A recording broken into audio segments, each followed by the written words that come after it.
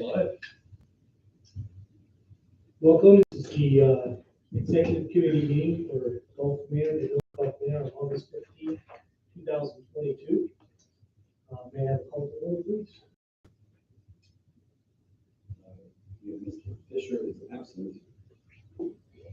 Mr. Knipp. Mr. Marks. Here. Mr. Smith. Here. Mr. Manor. Here. Motion to excuse Mr. Fisher and Mr. Knipp. Motion. Second. All in favor, say aye. Aye. Motion passes. Okay, has everybody reviewed the agenda? Any changes? One minor thing is Mr. Marks wanted to review the notes from the planning commission before Mr. Dowling does his presentation. And that's fine. We'll go ahead and do that. So, we won't adjust the agenda, but that's going to happen. Motion to approve the agenda. Second. All in favor, say aye. Aye. Motion passes. No one is registered tonight to speak. Is everybody, I trust everybody's reviewed the minutes? Yes. Motion to approve unless there's changes. Since I wasn't here, I'm not. Well, motion to approve. I'll second that. All in favor, say aye. Aye. Motion passes. New business, the review of draft legislation for portable storage of dumpsters and toilets.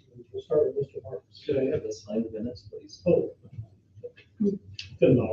What's that? thanks, Lou. On account. $20. Just to clarify, the motion to excuse Mr. Fisher and Mr. Knipp was by Mr. Van Horn, or was that by Mr. Marks? And the second was by Mr. Smith. Yeah. We'll try to remember the others. No, that was the only one I was like, you guys didn't have it written out. So we got. We'll make this a bit official. Thank you. Okay, so you remember last meeting, we had a brief discussion, and Mr. Donald provided us a sort of a bare bones write-up. It was sort of a piece of, I think, Montgomery's original attempt at legislation.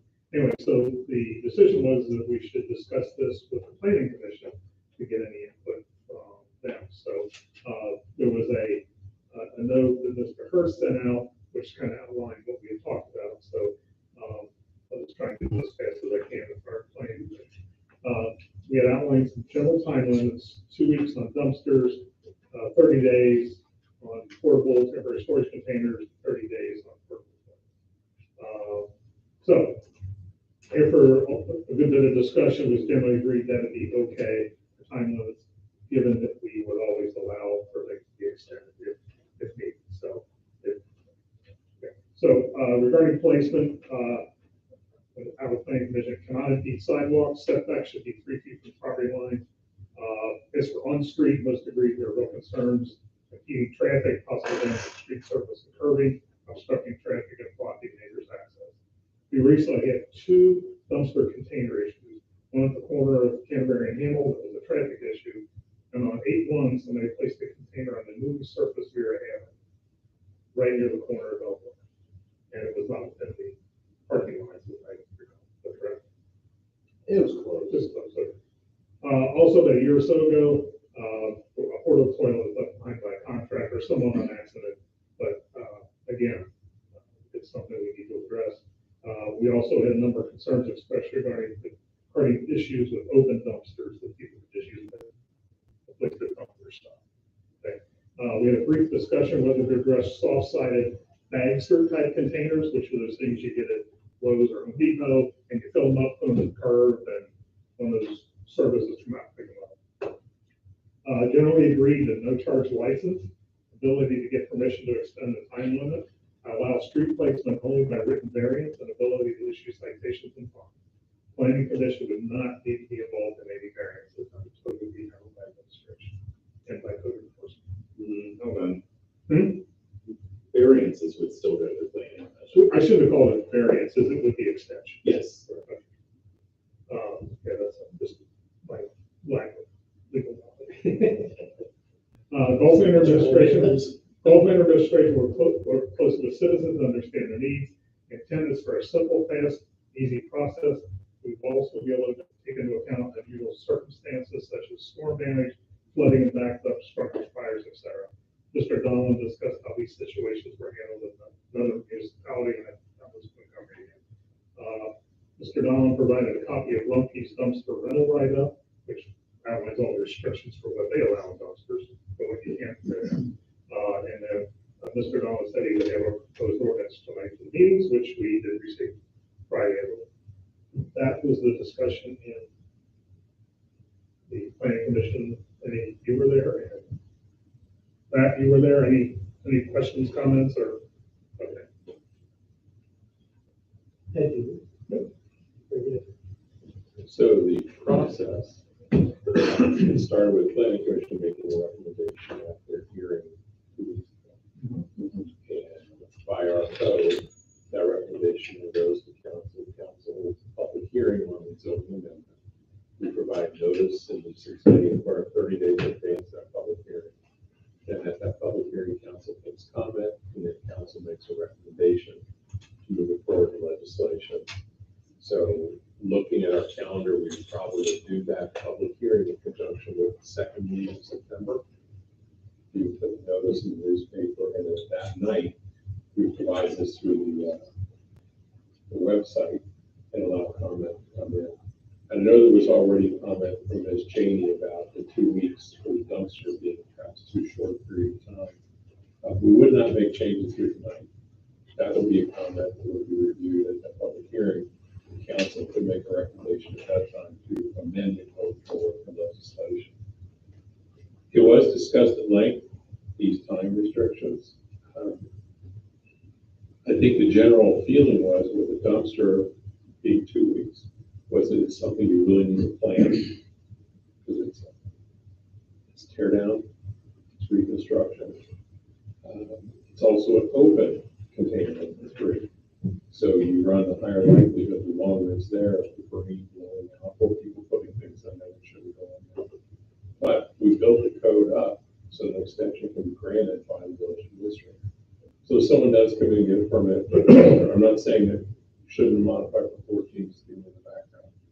So if someone came in, applied for and received a dumpster permit for 2 weeks, and get a 2-week period, come back with good cost show and say, yeah, I need another 2 weeks, or I need 3 weeks, or I need whatever it would be. The idea is we just don't want these pods or dumpsters or toilets sitting there forever and ever. And so the issue too is defining what is a dumpster. Because we have dumpsters in multifamily, we have dumpster in commercial, which are garbage containers. So that's where the distinction was drawn up as a construction dumpster. And that's that first section defining what a construction dumpster is. It's intended to hold materials collected for repair, remodeling, reconstruction of residence, non-hazardous waste or debris. And these are termed right out of Drunk. This is what you can put into that dumpster and they will haul away. And then we distinguish it with a multi-family residential dumpster to acknowledge that that's typically a closed container to hold household waste. So we're only regulating construction dumpsters. That's where you're limited to have it on site for a period of time. As Mr. Mark said, 3 feet from the property line.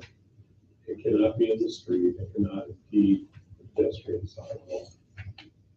There's also language in here requiring regular servicing. So even though it may be only a 2-week period, if it gets filled up on the first day, then you have to get it serviced again. Probably servicing is more important for the portable toilet, but it applies to both of them. Portable toilets, they can be on site for a period of 30 days. And then the temporary storage container, including shipping containers, can be on site for 30 days. And then we have the rules, where it could be located, how it can be located.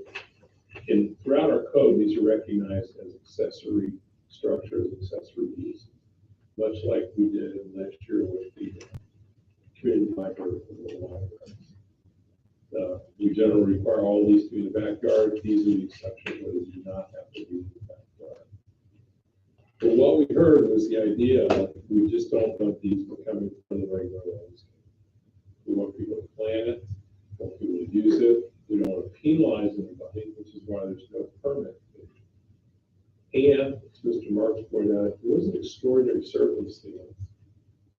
something beyond the party's control, storm damage, fire, whatever it might be. We have provision in our code like we do when we get a street parking, we'll give a street closing permit. Yeah, we wouldn't close the street, but we could authorize someone for a limited period of time through the village administrator to have that dumpster, that pod, whatever, would be on the street. Our concern was if we start building exceptions in the code itself, where do you stop? And the big concern, as Mr. Marks pointed out with Vera, we had just finished blacktopping probably the day before, striping it, and then out comes this big pods unit, not on any kind of board or hard surface, right on the brand new asphalt. So if we would have someone who says, I got an emergency, can I put this in the street? I have no place else to put it. You can set restrictions on it, put boards underneath it, have it located here, and it will be moved by this day. The person would always request a variance. If they know it's going to take a long period of time, they need to be on the street, they can come to the planning commission with a variance. Our concern in an emergency was planning commission on these points. If someone's had a fire in their house, we wouldn't have one them to have to file for a variance because they have no place else to put the dumpster. We would look at it and say, what are the reasonable restrictions? What's the period of time? With parking being a premium, we did not want to open up the door for everybody to put these on the street. So that's kind of it, top to bottom, was defining construction dumpster, the portable toilet, and the storage containers, and then putting in place the time restriction, the place restriction, and the requirement for continuing servicing as recommended by the vendor manufacturer. So Rumpke says the portable toilet has to be serviced twice, once every other week. We expect them to do that. And the manufacturer-based portable toilets would have somebody saying, well, you know, I just built my own outhouse in the front yard. That's what we're going to use. No. So this was a recommendation that came from the Planning Commission, and it will go on to council for September meeting. Couple of questions. Does this, I assume it happens in the title, that there's a distinction between residential and commercial property, or property for. Oh, this only applies to residential properties. For commercial property, we don't have a restriction like that. If someone needs to put a construction dumpster to, example, right here at the corner, Mr. Kreis is cleaning up the bakery building. He has a dumpster out there. He has it on his property. Still, nobody can put it in the street, commercial or residential. But he has it on his property. We would allow him to keep it there as long as he's under that line. If we find it's an issue, we could adopt these also in commercial business. Well, I wanted there to be a distinction. Yeah. I was not sure if it was here. Secondly, I did a little bit of research, looked at a few suppliers of dumpsters, and usually they're random.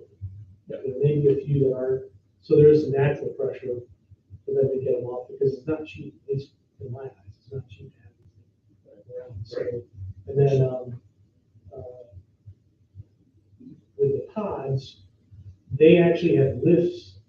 They don't usually they don't dump them off like the dumpster. Right. They're so they're a little kinder to them. But my question on those was, in our neighborhood, there's a lot of driveways that are slanted, and I don't know if somebody really needs to put a pod there. I think there should be allowance, if, you know, for moving or whatever.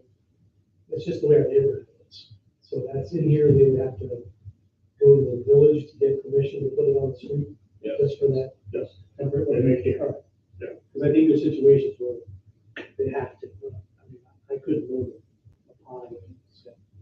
Right. Well, when you think about it, a pod is something that you do plan. Yeah. You think ahead, I'm going to move on this day. It would not be a burden for you to come get a variance to have a pod on the street. We would not want to encourage that, because everybody will have a reason why they don't have a pod on the street. And when they put it on the street, you know, then they got to block off in front of their house, make sure nobody else parks there. If they don't put it in front of their house, we got complaints from neighbors, they got a pot in front of my house. Could block driveway, so we would say nothing to the street unless we get permission, we play the commission with a variance. So well planned, or it's an emergency, and we're sympathetic to what you did. As Mr. Fisher pointed out, like some of the narrow streets like Mayflower, you put one of those out there, you now have a significant issue, you know, so because the streets aren't. So there's, the provision was in here to allow to variance or exception, or you must say, we'll say, hey, look, here's where I live, driveway's like this, and I put this pot out here, and yeah, I know plenty of people use pots. There's a date for delivery and a date for pickup, and those are a contract, so. Same with Dumpsters are saying, that's a whole idea. And I think there's various sizes too. Mm-hmm. So if you did have a steep driveway, you could get a smaller pot, you just would have to move it more frequently to load it up and get it out of there. Yeah. Rather than some of the very long pots, the one that was like a, you know, trailer on a tractor trailer. The one thing I also, when I was looking around at different businesses, most of them, at least the sites, did tell people right up front, check with the municipality. I was happy to see that. Yeah. So I don't know if we should send something to Rumpke and a couple of them or something, or just expect that to. I was just happy to see it. It's not us completely informative that they did it. And that's their pots, there are so many vendors. Right, yeah. So many vendors, where do you begin and where do you end? Okay. Because you could have somebody getting the pods and moving here from Illinois, and they don't know that they're going to come in here. We wouldn't know to notify that vendor in Illinois what our rules are here. So I'm glad the manufacturer or the vendor is saying, check with your local community before you bet. Yeah, I saw that 2 or 3 websites where it actually communicated. So the one thing we didn't discuss with planning briefly was the Baxter type things, but let's, Yeah, I don't know how you regulate that, really. I looked at it in terms of, Oh, thanks. it kind of falls within that dumpster. And it's not as onerous. So as long as they were 3 feet from the property line, putting it on their driveway, limited period of time, it checks off all the boxes. And I think the Baxter people, you have to actually put it at the berm. Because they can buy the little, Yeah, they tell you that. yeah, they tell you exactly where that has to be. I've just used the trash ordinance. Yeah. Right, okay, that's good, okay. But we want them to come and register. Right. I'm gonna put a soft-sided dumpster out there. It'll come on this day. Again, they don't have to pay a fee. I think, did you put soft side in here? I did not, because I just said storage containers, temporary storage containers. Just to check. Mr. Putoff had related, there was an enforcement issue with a soft-sided dumpster. Can you talk a little bit about that? I think we had one that wasn't being emptied. Yeah, because how they work is you go to Lowe's and buy them, and then there's a number you call and you pay to have it picked up. And this was a weekend warrior kind of guy, rehabbing a house. It was his house. So it was slowly over time. And I had kind of been watching it, and I got a complaint from the neighbor, and I called the guy and I said, hey, you gotta get this out of here. And he's asking if there was an ordinance. I said, yeah, it's under our trash ordinance. He said, you know, I understand why it's there, I understand what you're doing, but it's been there for 2 weeks and people are complaining. So I just address it as trash. Under 521.8 in our ordinances. And that's probably another reason for that 2-week window. Nobody's gonna complain about the soft side of one in somebody's driveway for 2 weeks. When it's now 4 weeks, they wonder what's going on. Yeah. And it's defined as to be taken away by a specialized vehicle. You know, they don't come up with a Ford pickup truck and let that thing in. Well, and typically they don't put them, like we said, they gotta be towards the curb so that the truck can pick it up. So it's gonna be out, you know, in front of their residence. Because once it's filled, they're not gonna be able to pick it up and lift it. So the truck's gotta be there, so. Yeah, and like I said, everywhere I've seen those in Pleasant Ridge or Ridgewood, they're all at the berm. So that truck only has to lift the grass and handles and puts it in. As long as you're not blocking the public sidewalk. That's good. As long as you're not in the street, you meet by definition or permission under the code. So it's just a matter of get it out of there and sign them in. So So my other question for, I think, the mayor has a question. Oh, sorry. No, it's all right. I believe most everyone's already aware of this. They saw the email, but I wanted to read into the record a concern that our vice mayor had that I think has probably already been addressed. We already discussed that.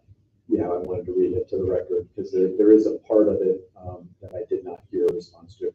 I apologize for being late. It may have been because of that. Yeah, that would be discussed in the council session. At the public hearing, that's when that needs to be reviewed, discussed, and decided upon. All right. As a modification, but it's important that we do have that record trailing forward to that September date, so we don't overlook it. All right, so I mentioned that she had raised the issue of thinking that 14 days might be too short a period. We do allow extensions. So the 14 days was to get somebody to plan it, get it in there, and get it out of there. But if it's circumstances where they say, I need 28, you simply come to the village administrator and say, all right, I need another 2 weeks. All right, so that's not a variance is what I heard. That Correct. Just an extension, right? The other question that I had, and I know this, my understanding is that if Rumpke comes out and makes a mistake and just drops it, all right, messes up the road, it's on the resident to go after Rumpke, is that right? And if it is, I'm thinking I would prefer that the village would go after those folks rather than putting that on the resident. Well, as Mr. Marks pointed out, they are all telling people now, know what your local code is. Yeah. So Rumpke may not just willy-nilly drop it in the street. Well, I wouldn't suspect anyone would willy-nilly drop it. I'm saying that if a mistake happens, it's not the resident per se. If it's clear that it wasn't the resident that made the mistake, because the resident wasn't lifting up one of those big Rumpke dumpsters, that perhaps a provision, this can be discussed in council. I just wanted to raise Well, it. the ultimate responsibility is with the property. Right, I Just like understand that. with a contractor. Would we cite a contractor or a subcontractor? We could or would, based on circumstances, but ultimately that falls to the property. It's like getting a building permit. Oh, I thought the contractor was gonna get it. Yeah, I understand that. That's my concern. Then just a quick deal. My understanding was that whoever filled out for the permit would be the responsible party, is that correct? Right. Yeah. So that if the contractor did, and was extended, violated, that's who I would cite with the contractor. You would sell the property owner if it was beyond the time. If it's in the street, we would order immediately for it to be removed, and that's their issue, that's property. If our street is destroyed, we've got different ordinances on our street that say, okay, who did it? Yeah. If the owner said, I told them they couldn't put it there and they dropped it there, then I would be looking at collecting our damaged street from Rumpke. But I wouldn't want to say up front, don't worry, homeowners, we're never going to come after you. Gotcha. You have that ultimate responsibility as the property owner to get the permit, to know what the rules are, and to make sure the rules are followed on your contract. So it sounds like we have waived any of all those conditions already. Yeah, obviously our big concern was the beer thing. I know those are just laid down, but that's several thousand pounds sitting on fresh, laptop. Was there anything about the sight lines? I know a lot of folks were saying or bringing to my attention anyway, their concerns about, well, it's unsightly, even if it's in their driveway, even if it's on their property. And I have a remodel that's coming up, and I know that it's going to probably take a very long time. It will be on my property, and actually, hopefully, it will be behind my privacy fence as well. So, but my understanding is there isn't anything in here about just the unsightliness of something on there. Is that correct? No, we can't get into regulating the aesthetics. There's one around the corner from my house. It's a Rumpke dumpster, and someone thought it'd be funny to put a T in front of the R. Right.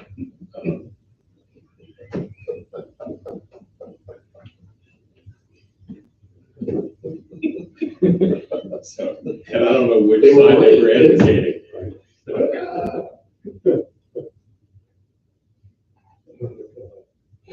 Jim, does this ordinance do what you need it to do? Yeah. Which is how this all started a year ago. Yeah, we have nothing, so. Yeah. so these two or three recent issues, you have nothing to actually go after. Well, we're trying to use the parking code to have the police go after them without it on the street. And I think you're gonna find more and more communities adopting this. Because you go back 5, 6 years, we don't really know what pods were, now they're coming. Yeah. And dumpsters, so to speak. Particularly with people doing a lot of remodeling now, or tear downs. Okay. So our next council meeting is on September 12th. Today is the 15th of August. We do not have 30 days to advertise a public hearing by the next council meeting. However, we've got plenty of time for the second meeting in September, which is on Wednesday, September 28th. Council's on Wednesday, September 28th at night. That would be, if we did this, we would do a public hearing. There would be a financial audit committee meeting, the finance committee, and the full council. So is there a motion to recommend the council setting a public hearing for the 28th of September? Second?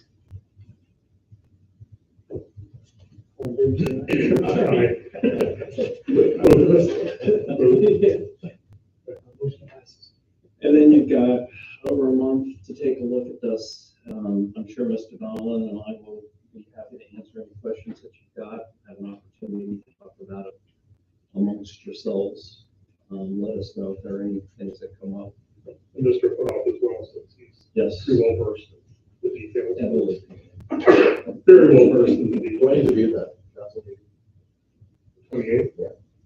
The public hearing part? Public hearing is on Wednesday, September 15th. No, I see you here. I don't know. I mean, there's some. Well, it's soccer season, so The this 28th is a Wednesday. yes.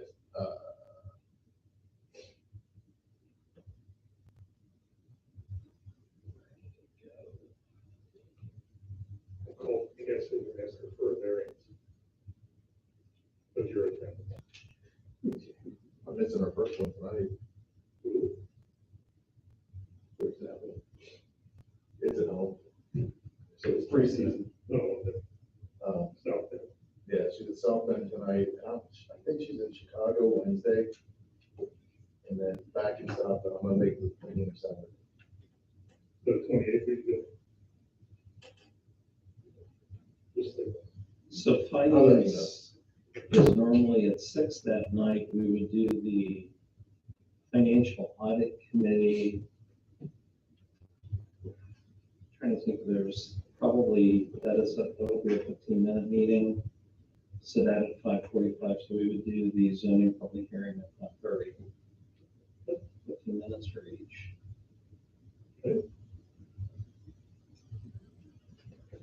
What did you say? 5:30. Do we need to make a motion to move this forward to council for their discussion? Ordinance? It's already one of them. Okay, so we don't need to do anything in our committee, it's already, okay. And nice job, I appreciate this, this looks like everything we talked about, and because all the legalese, we could obviously. This might be a template for other communities. It'll be the first time since this whole. Yeah. Okay, All right, anything else on that? All right, Mr. Hurd, agreed for objection to bids, et cetera?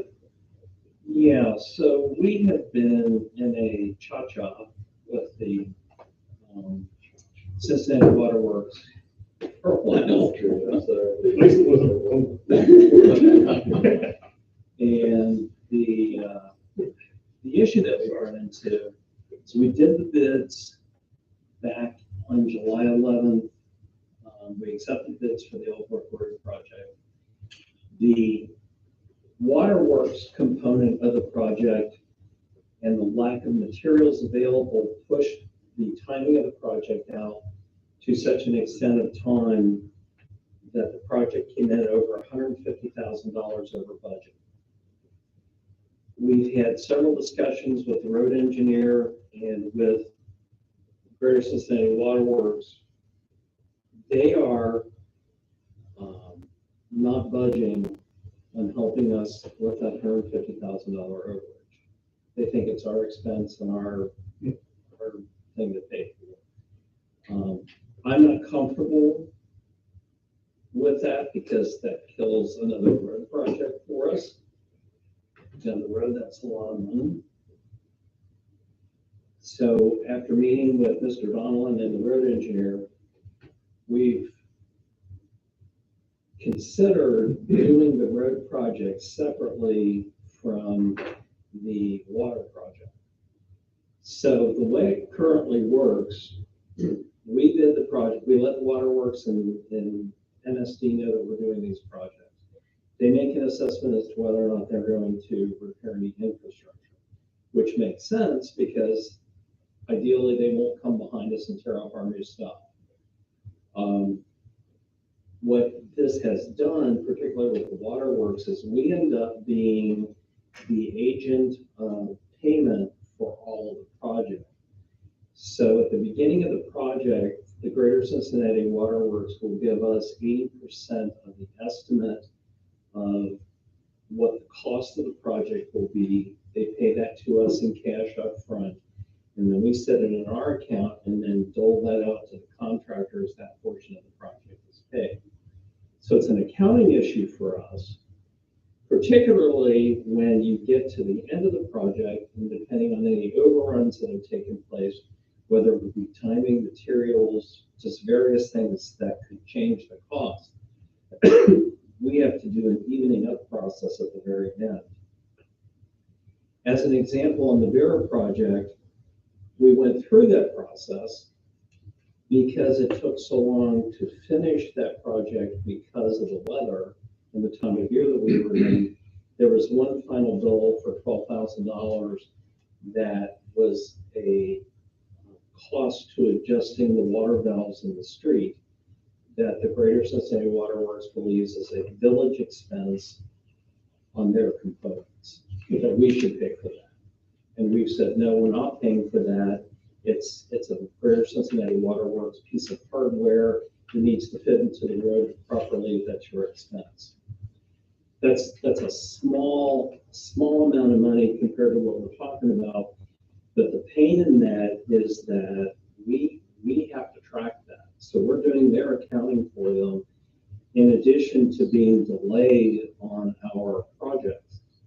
So what we're going to ask council to do is to reject the bids for the road this evening. What we then would like to do is we'll talk more specifically with Greater Cincinnati Waterworks and with our engineer on rebidding just the road portion of the project. We think that will contain our costs. It should allow us to begin this project by the spring.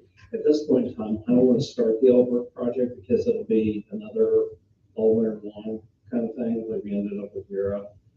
I think the timing is right to say to the waterworks once we're able to get new bids that they need to have their portion of the project completed by April, May, whatever it is. And then if they choose not to do the waterworks project, then they are held by our ordinances to repair the street and put it back in the condition it was in prior to their opening the street. The only thing that makes me hesitant about this is it does create, if they don't do the project in sequence with us, it does create two disruptions for the residents. One when we fix the road, one when they tear up the road, put the new water pipe in, and then fix the road again. I'm interested to see what the flexibility is going to be with the waterworks folks once we tell them that this is the approach that we're taking. I will find out how important it is to replace the water line on the Over. This is not an issue that we're going to run into on Wheaton because that water line was already changed out. It is an issue that we're looking at on Englewood, Canterbury, and on Hampton. So we're really kind of teeing up our process here for what we're going to do going forward. But to me, the overrun of $150,000 is just. So what's the timing for, Inglewood, Canterbury, that We haven't even bid those at this point. This has been sitting out there, and we've been trying to figure out how to address this. And this seems the only way to be able to put them in a position that we can deal with this. I think we discussed it before, there are other municipalities that have to do this. Have you talked to them, anybody, what their experience was? I'm sorry. When we discussed this before, you mentioned that there are other municipalities that have to do this with water works. Yeah, because, well, I think when we spoke with the engineer, they support us in the understanding that this is not fair to the communities that this is happening to. And I guess there's a couple ways to look at this. If the materials aren't available to the waterworks, they're not available to us to do the project either for the water pipe piece of it. It's just a matter of trying to get a cooperative work plan together so that it benefits both entities. Right now, we're in a position where only the Greater Cincinnati Waterworks is benefiting from this relationship. Yeah, our engineer explained that to do it as a two-step process. We did street and they did the water line. Cost them a lot more because they're not only tearing out and replacing, but they're bringing their own oversight crew in, they're doing their own bidding, they're doing their own engineering. So I think right now the problem we're all running into is supply. They don't have the pipe, whether it's private, public, or all. And so they're just saying, well, if you want it done, you pay. But we could have all the money in the world if we can't buy the pipe. Yeah, can't do the project. So we just said, let's reject the bids and favor the contractors who bid so they can remove their surety bonds. And then we bid it in the spring, well, in the winter time for next spring, and then bid it alternative, a combined project for us alone. And give us the flexibility to say which one we want. And then push waterworks to say, okay, we'll go ahead to our street. If you need to get this done, then join us. If this is not a high priority, then tell us so we can get the street done and we'll worry about it 5 or 10 years. But you've seen when they come through. If you came over Elbrook tonight from section, you can see trench across all of the Elbrook, Waverly Village, and it ends right where our new pavement is. So it's a mess. Mm-hmm. But we don't know if this is a high priority for them or not to do that. Or just a convenience. So releasing the bid does a couple of things for us. It allows us to regroup, rebid the project. It allows the companies that have already bid on the project a release of their bonded monies so they can move on to other projects. Because it's clear we're not going to move forward with any of these at this point at that price. And I think what we would want to do is try to rebid this project within the next 30 days under the new parameters of it so we can have an idea of what we're doing in the spring. So for now, the Canterbury Englewood project is still on. The Weehee project we expect to happen sometime starting in October. This year. Okay. And then we did win funding for Hamel. I should have looked at my report. I forgot all about that. The funding to do Hamel from Canterbury Piper to the Cincinnati Corporation line was awarded for a 2023 project. So it's interesting. This was the year that I thought we'd be doing 3 or 4 road projects, and at this point we've done nothing. So, surprise. So again, we will start this year. Yeah. Okay. And what the like to go through Sergeant Reed, that getting ourselves a lower classification offense for someone who's not have a driver's license. If they're driving without a license, they're charged with driving without a license, charged with suspension, they're charged that way. But there was nothing really to help us when someone just said, hung up my wall at home, I've got a license. So this gives us the ability to cite them as a minor misdemeanor rather than as a first degree with $1,000 fine.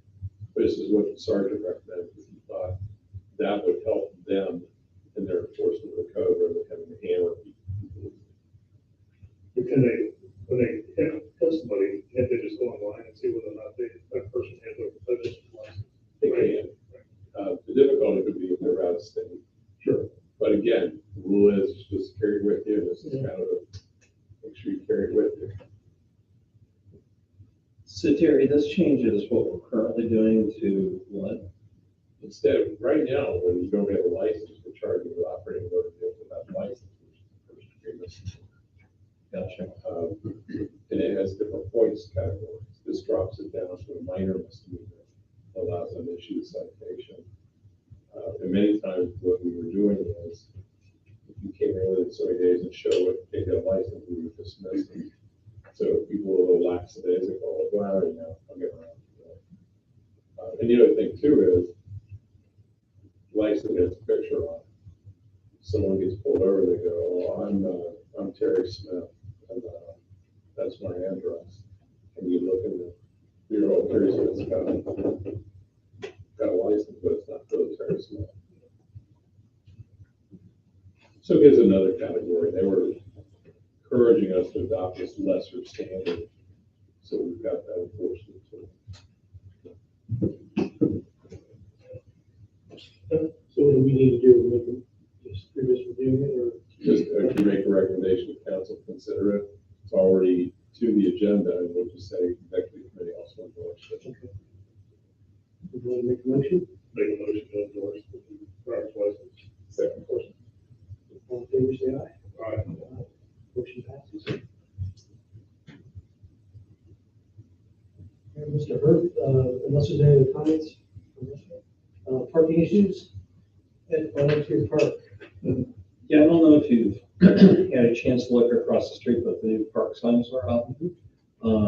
We're still waiting on the handicap signs. So our strategy has changed slightly. We were going to put handicap signs on either side of the entrance. It made sense because of the way the parking lot was striped to put them both on the left side of the gate, because there's a greater area for unloading vehicles and trucks. I guess wheelchairs and trucks and those kinds of things that need to be out there. So I believe the signs are supposed to be in this week. Yeah, they're getting the paint together to stripe it, mark it, and get the sign. Okay. So that has made a, not a huge difference, it's made a marked difference over there, because that area was starting to fill up again. And they put the signs out on Wednesday, I think, last week, and people stopped parking. So, They have the handicap signs up today. They're already up. oh, they are? Yeah, they're gonna paint, either tomorrow or Wednesday. So I saw you were gonna go to, Circus about the fence, so. Okay. I saw the new sign on Manor Blue, kind of clever. See those full stops are no charge. The light stops are, Yeah. the old stops are. Surgery was waxing the leg. I thought it was kind of clever. Gets your attention and makes you think about it. What do they Makes do you about- stop and think about Smile, it. too. What about the no stops at Farrell's?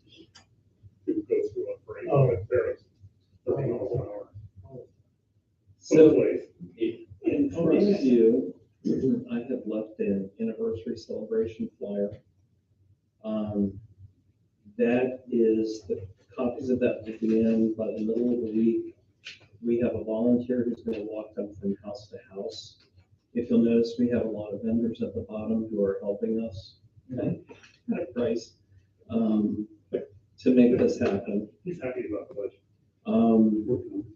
We are going to, through social media, put out a call for volunteers. What we're thinking of doing is asking people just to sign up for a 2-hour volunteer shift. trying to give some coordination to beginning of the day, end of the day, because we'll need help loading things into the park, probably starting at 9 or 10 o'clock in the morning, and then later in the evening to start tearing things down. But please feel free to put the cattle call out there. We need help on doing some of these things. I would invite all of you to attend the next C-75 meeting, which I think most everybody in the room does, on Thursday of this week. We're getting down to the wire here, so probably moving into weekly meetings.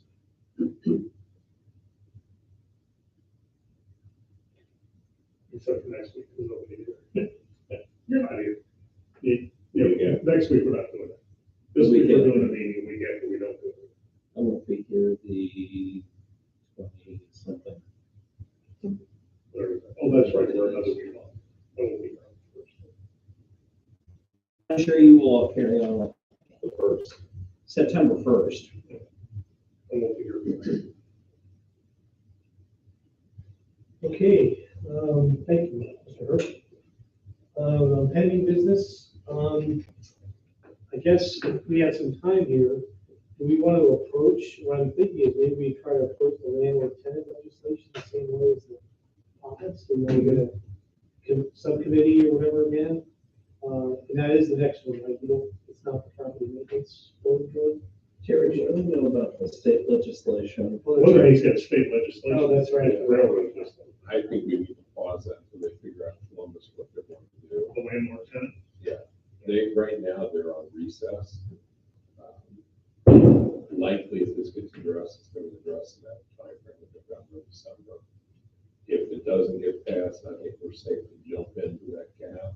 If they do pass something, we have to see what they come up with. But there's a big push for them to say nobody can regulate it. Why, I don't know. Okay, so you want to jump to the property maintenance, that, what was that about? Building code enforcement strategy. So we're still kind of cooking that idea at the moment. We went back to the county where we can get CDAP funding, and we had allotted, I want to say about $25,000 from last year to this year towards property maintenance enforcement. And the rules changed from the federal government, so we stopped asking for those funds immediately. Are you guys out of? No, no. So we stopped asking for those funds last year. They have an entirely new staff in place who we met with 2 weeks ago, I think it was. Yeah, I'm trying to remember. I can't remember. Oh, I think I just met with that group. And they said that building code enforcement is definitely something that they will reimburse us for. So between this year, what we didn't use last year, what's available to us this year, and next year's allotment, they would be open to us being reimbursed for having an additional code enforcement official. So Mr. Putoff and I have been kind of kicking around what this would look like with hiring somebody who can assist him. But that requires a number of things. We need to do a job description. We need to talk about what salary looks like. We want to talk to council about funding, something like that, and also make sure that we're secure. So it's kind of spongy right now? it's, well, I wouldn't call it spongy. I say it's an embryonic idea that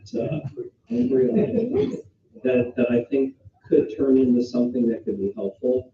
The one thing that Mr. Putoff is dealing with is there are just so many large things that have to be coordinated that,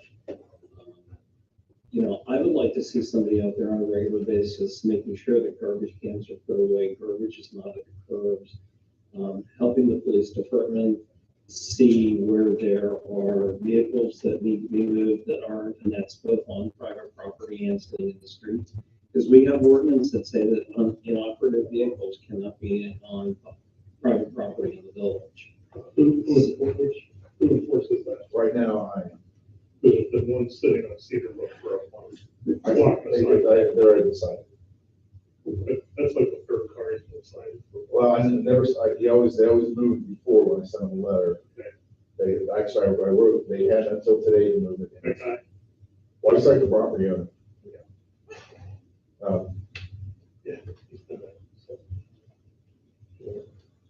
So that's kind of, Okay. you know, there's a lot of ideas at the moment. So, So that goes up to the- Yeah. Tenant resident survey. That's a strategic plan. we talked about that back in January. We really haven't done anything with it. I actually have met two landlords since we talked about it. Got their phone numbers and this. Contribute or be part of it. For their needs. So if this committee wishes to pursue that, I would recommend a couple of people work on perfecting probably a survey monkey survey that we can send out electronically, and then also something that we can print that could be returned by hand for people who don't do the electronic thing. That's something we can accomplish on our website. There is a basis of that, which I think I've shared with somebody. I think they actually, I might have given it to you too. But that was developed by a council member some time ago. I think Darlene David helped with that. So there's a basis of something to start with. Okay. Well, why don't we pause that for now, because it looks like a pending business. We're out.